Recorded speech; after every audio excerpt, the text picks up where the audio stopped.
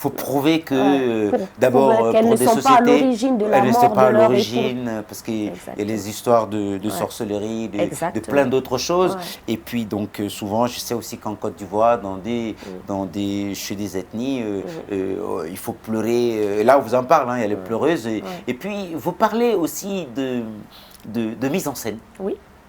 Moi, je pense qu'il y a dans les lamentations, il y a forcément de mise en scène. Parce que tout serait codifié dans et ces on cas. accepte des choses, mais il y en a qui sont... ça doit obéir à une règle. Obéir à une règle. Le fait de pleurer. Je pense que quel que soit, même si le défunt, le mari a été odieux envers ses épouses ou sa épouse, quand il décède, il faut que les épouses ou l'épouse montrent qu'elle est triste ou qu'elles sont tristes. Donc là, c'est là où il y a des mises en scène. Parce qu'il y a la communauté qui encercle les veuves. Et tous les regards sont figés sur elles. Donc il faut faire semblant. Pour moi, il y a la mise en scène. Oui, et puis il y a aussi le passage sur le défunt.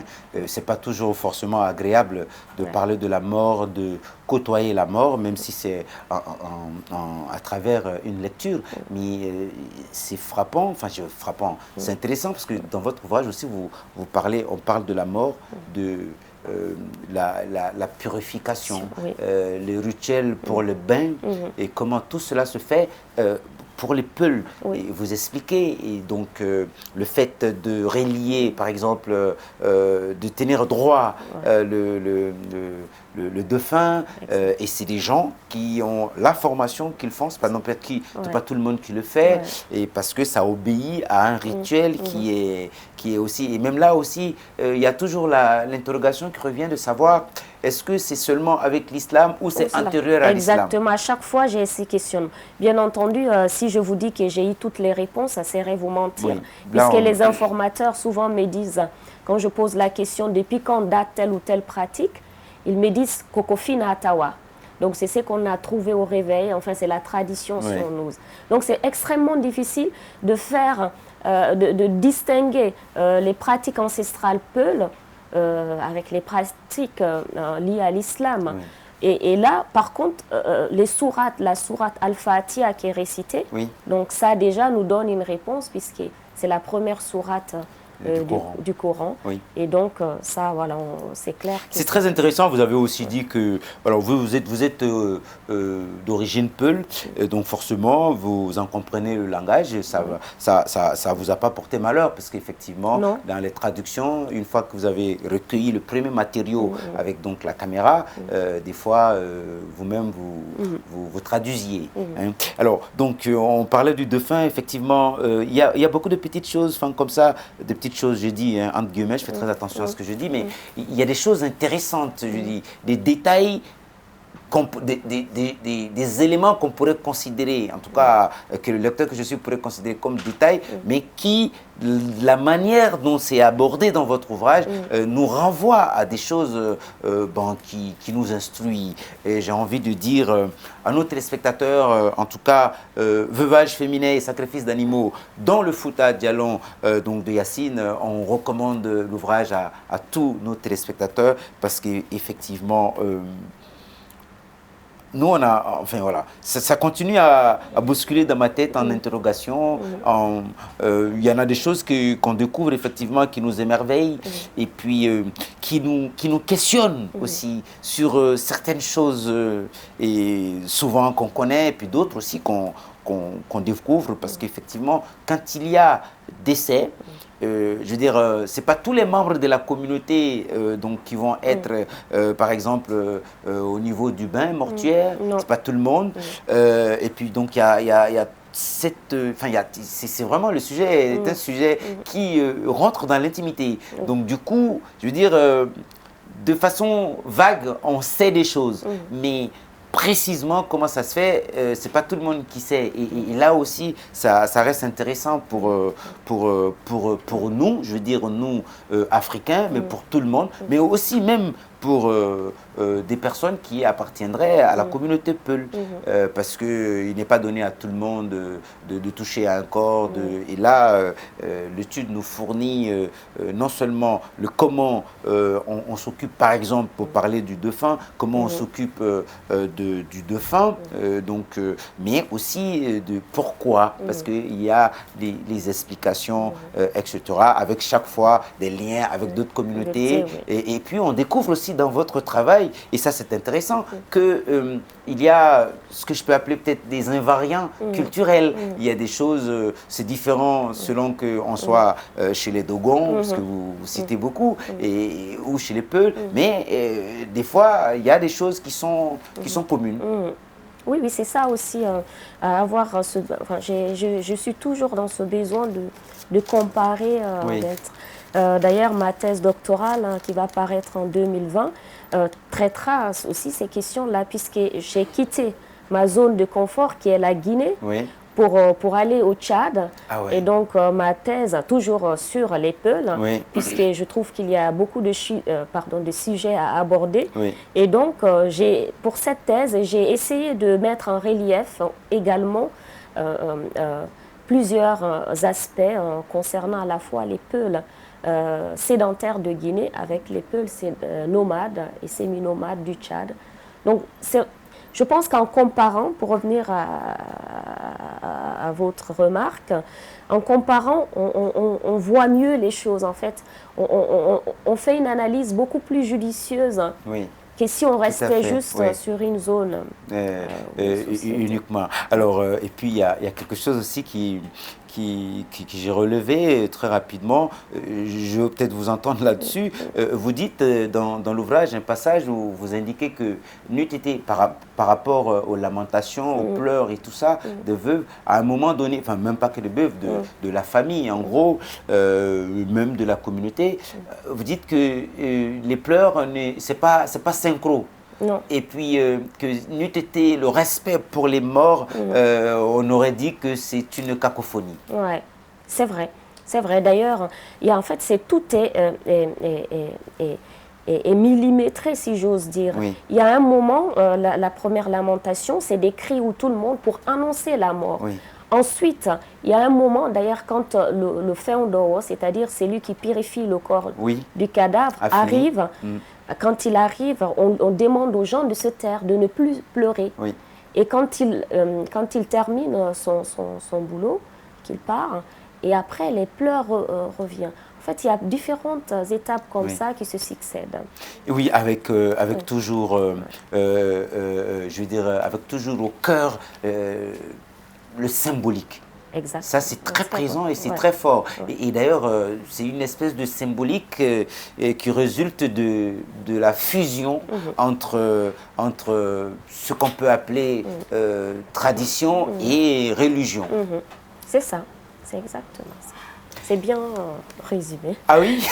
Veuvage féminin et sacrifice d'animaux dans le Fouta Djallon. Alors maintenant, on va essayer, là je vais essayer de parcourir pour donner une idée à nos téléspectateurs, donc pour continuer un tout petit peu. Alors on avait parlé de l'annonce du décès, les lamentations publiques, les soins du corps. Ça c'est une étape importante aussi, cruciale, parce qu'effectivement, il y a beaucoup de choses intéressantes. Je veux dire, on est mort, mais on n'est pas mort parce qu'on va aller dans un autre monde. Il faut préparer celui qui nous a quittés pour qu'il y aille. Et il y a beaucoup de choses qui sont dites là-bas. Le chant d'imploration, l'unimation. Les obligations de là ou des œuvres, donc ça brosse aussi la polygamie. Le contexte du premier entretien, l'apparence vestimentaire, et avec cette question de pourquoi les veuves chez les Peuls sont habillées en tenue blanche. Vous avez posé beaucoup de questions aux veuves, aux personnes, pour savoir pourquoi le choix de la couleur blanche. Ça, c'est intéressant aussi. Ça m'a étonnée, moi, parce que je reviens encore à ce souvenir d'enfance où j'ai vu une proche de ma famille qui a changé en quelques minutes de vêtements parce qu'en fait, son mari était décédé. Et c'était une personne qui s'habillait de façon très colorée. Et tout d'un coup, je la vois habillée en tenue blanche, sans bijoux, sans maquillage. pour des enfants, ça marque. Et moi, j'ai été marquée par cette couleur-là. Malheureusement, je n'ai pas eu la réponse à savoir pourquoi les veuves portent la tenue blanche. Je sais que d'autres sociétés portent également la tenue blanche en signe de deuil. C'est le cas, par exemple, des Indiens. Et même chez les Soussous, j'ai appris ça lors de ma dernière conférence. Apparemment, après les 40 jours, certaines Soussous mettent aussi une tenue blanche. Ouais. Donc ça, j'ignorais aussi ça. Vous voyez, en fait, les études, ça ne s'achève pas. On découvre au fur et à mesure des informations. Et une étude renvoie à une autre. Et puis, voilà, le temps qui file est très rapidement. Mais on ne peut pas finir, on ne peut pas aborder cette émission avec vous sans parler de quelque chose qui est marqué dans votre ouvrage. C'est le lien entre le lait et la vache. Ce qui nous renvoie aussi au fait que, de par leur activité à l'origine, les choses évoluent beaucoup, hein, mais la vache n'est toujours pas absente dans l'histoire et la vie des Peuls. Et parce qu'effectivement, la vache, dans cette histoire-là, n'est pas qu'un animal. Ça va au-delà d'un animal en raison de des relations, je dirais même pas séculaires, millénaires avec la vache. Donc, symbole d'une activité, symbole de beaucoup de choses autour même duquel des réflexions, des idées, des philosophies sont nées et continuent à se perpétuer. Exactement. Moi, je dirais, je commencerai pour répondre à ça, c'est que pullo on a pullo, ce qui signifie un peul sans sa vache n'est pas un vrai peul. Oui, vous reprenez ça pour que j'essaye de... Oui, parce que vous avez exactement raison, c'est que vous venez de dire en fait, l'identité des peuls, qu'ils soient nomades ou sédentaires, passe par la vache, puisque tout tourne autour d'elle. Les métaphores, les proverbes, une femme, une mère, des légendes. Des légendes. On se souvient, peut-être rapidement, excusez-moi de vous couper, mais parce qu'en lisant l'ouvrage, ça m'a renvoyé à ça tout de suite. L'ouvrage La chasse au lion de Jean Rouch, effectivement, un berger, parce que le lion qui était traqué par les chasseurs avait commis le crime de s'attaquer à la vache, mais je dis la vache qui donnait le plus de lait, qui donnait le plus qui mettait plus bas que toutes les autres vaches, et en fait c'était un crime, et c'est ainsi que cet éleveur va parcourir des kilomètres pour aller chercher les chasseurs qui étaient considérés comme les plus redoutables de la région pour traquer ce lion. Et c'est sur cette chasse au lion là, à ce lion, que Jean Rouch avait fait ce film. Et c'est incroyable quand le lion a été atteint, parce qu'il y avait eu un piège qui avait été mis, donc l'éleveur a tenu pour se venger de la mort. D'ailleurs, cette mort avait été considérée comme... le lion ne s'était pas attaqué à cette vache parce qu'il avait faim, en gros. Parce que, bon, il explique, l'éleveur, quand un lion attaque parce qu'il a faim, c'est différent. Là, c'était juste pour tuer. Pour lui, c'était un crime. Et il a même été touché parce qu'au moment où l'éleveur voulait venir donner un coup, le lion avait chargé. Exactement. Et d'ailleurs, René Zuber aussi en parle dans un de ses documentaires intitulé Peul, qui a été interprété par Amadou Hampateba, qui dit la même chose. Vous parlez beaucoup de Hampateba aussi. Parce qu'il fait partie aussi des référents quand même. Oui, c'est la mémoire. C'est la mémoire, c'est important. Alors, donc, veuvage féminin et sacrifice d'animaux dans le Fouta Djallon, vous l'aurez compris, mesdames et messieurs, énormément de choses à découvrir là-dedans, bien sûr. Et ça, nous, on a été très heureux, hein, justement, de pouvoir le lire. Je pense d'ailleurs qu'on va le relire, parce que ça a été très vite.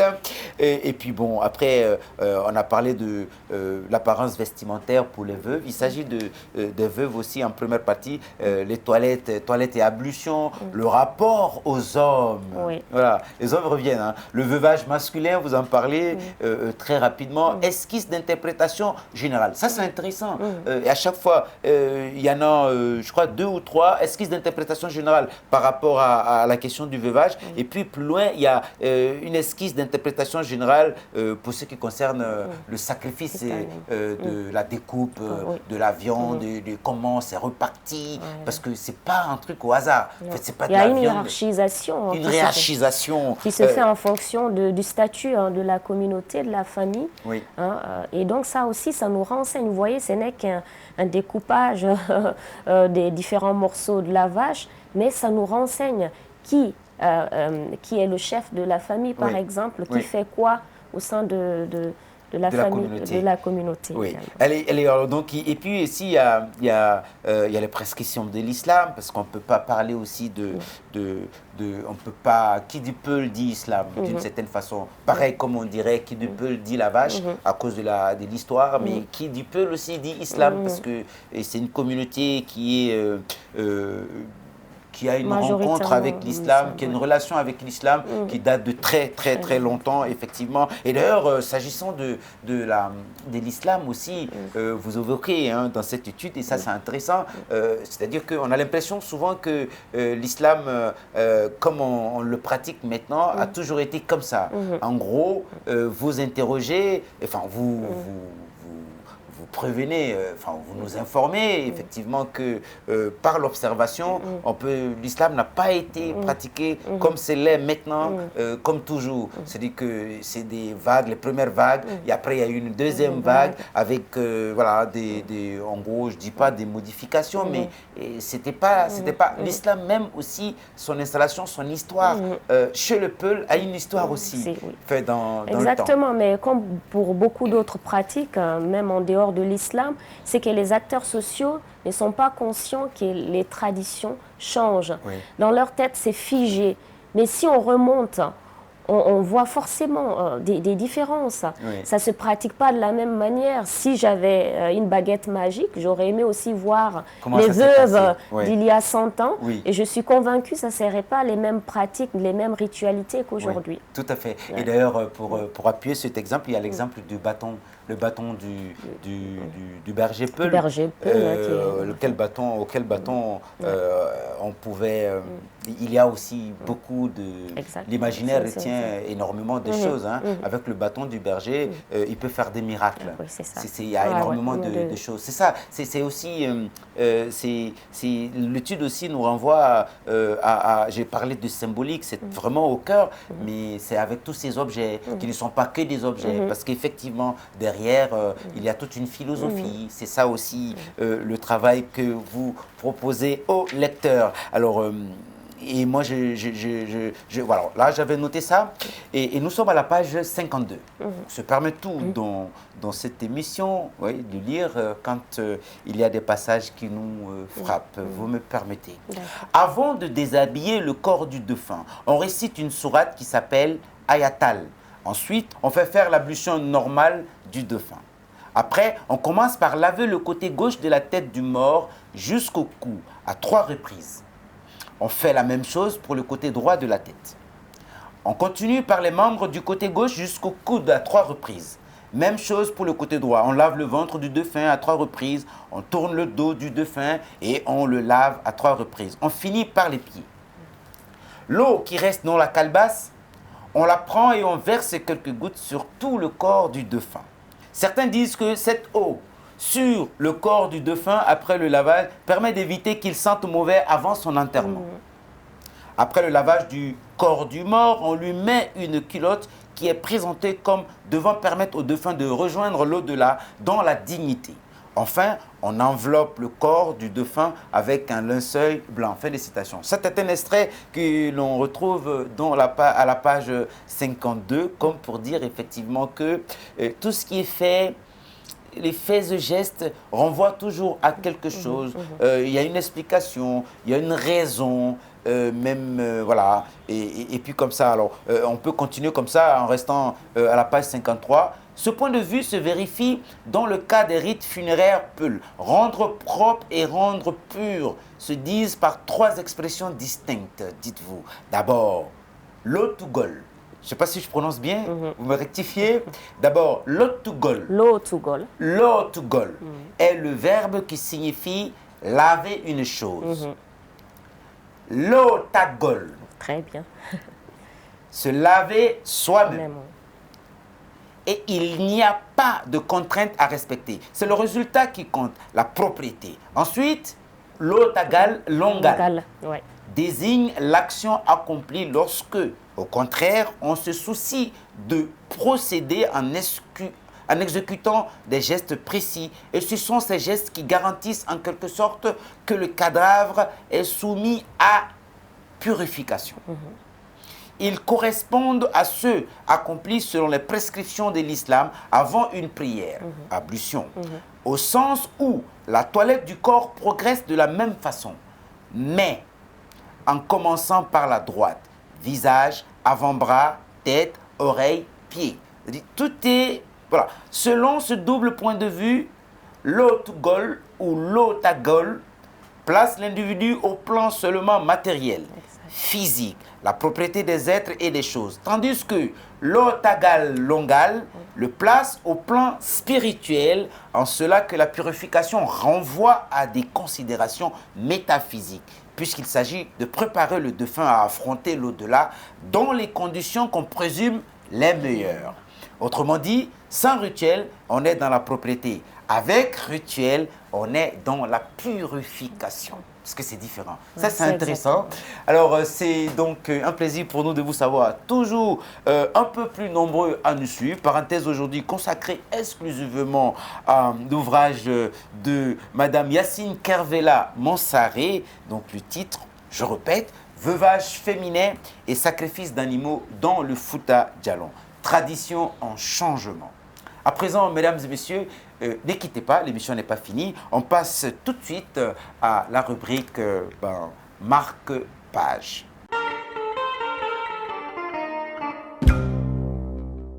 Voilà. Si vous voulez participer à cette rubrique avec nous, là, cette fois-ci, on va juste faire comme ça. Je vais ouvrir à une page quelconque. Et puis, vous choisissez un bout que vous nous lisez. D'accord. Voilà.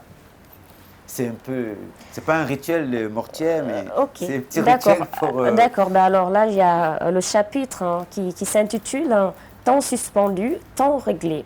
Dans la plupart des communautés humaines, la mort des membres provoque une déstabilisation. La famille est certes la première concernée, mais elle ne l'est pas la seule. La mort dérange, elle crée du désordre. Alors, je ne vois pas bien. Elle crée du désordre, elle brouille les repères. Au moment où elle survient, la réaction des vivants serait de remédier ou d'anticiper les risques en s'obligeant à davantage de discipline, en s'interdisant les écarts ordinairement tolérés. Bien, merci. Donc, moi, je vais enchaîner. Alors, c'est à vous d'ouvrir à une page quelconque. D'accord. On va comme ça. Merci. Eh bien, alors, je vais partir sur ma droite. Donc, je suis page 123 de l'ouvrage « Veuvage féminin et sacrifice d'animaux dans le Fouta Djallon ». Le non-accomplissement de ces différentes étapes des rites funéraires dans l'ordre prescrit empêche l'âme du défunt ou de la défunte d'accéder à l'au-delà. Même après le jugement du 40e jour, l'âme est supposée rester entre deux mondes, celui des vivants et l'au-delà. On trouve cette illustration chez Robert Hetz dans son ouvrage « Sociologie religieuse et folklore ». Son séjour de l'âme parmi les vivants a quelque chose d'illégitime, de clandestin. Elle vit en quelque sorte en marge des deux mondes. Si elle s'aventure dans l'au-delà, elle y est traitée comme une intruse. Ici-bas, elle est un hôte important dont on redoute le voisinage. Comme elle n'a pas de place où elle puisse se reposer, elle est condamnée à errer sans relâche, attendant avec anxiété la fête qui mettra fin à son inquiétude. Ce point de vue est aussi évoqué par Morgan Guiraud à propos des pratiques arabes qui insistent sur les devoirs enjoints au clan ou à la tribu d'accomplir les rites funéraires dans le strict respect des conventions. Fin de citation. Voilà, mesdames et messieurs, c'était les deux petits extraits que nous avons pu vous proposer. C'est autour de l'ouvrage Veuvage féminin et sacrifice d'animaux dans le Fouta Djallon de Yacine Kervela Mansaré. À présent, nous allons passer aux questions que les téléspectateurs nous ont fait parvenir pour notre auteur. C'est parti.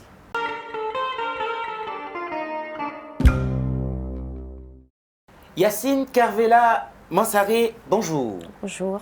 Moi, ma question est la suivante. Je voulais vous demander de me résumer en 3 phrases votre ouvrage. Alors, c'est un ouvrage qui traite des ritualités liées au veuvage féminin dans le Fouta Djallon et également le sacrifice d'animaux accompli lors d'un décès. Et donc, toutes les ritualités liées à ce sacrifice-là pour permettre l'âme du défunt de rejoindre le monde des morts. Yacine Kervela Mansaré, bonjour. Bonjour. Moi, ma question est la suivante. Dites-moi, pendant tout le travail, l'écriture de cet ouvrage, qu'est-ce qui vous a particulièrement marqué? C'est la condition de ces veuves-là, notamment le fait qu'elles n'avaient droit à se laver que le lundi et le vendredi, qui sont considérés comme étant des jours purs, et les autres jours n'étant pas purs, donc elles avaient ces obligations à ne se laver que 2 jours par semaine. Ça m'a marqué. Yacine Kervela Mansaré, merci. Merci à vous.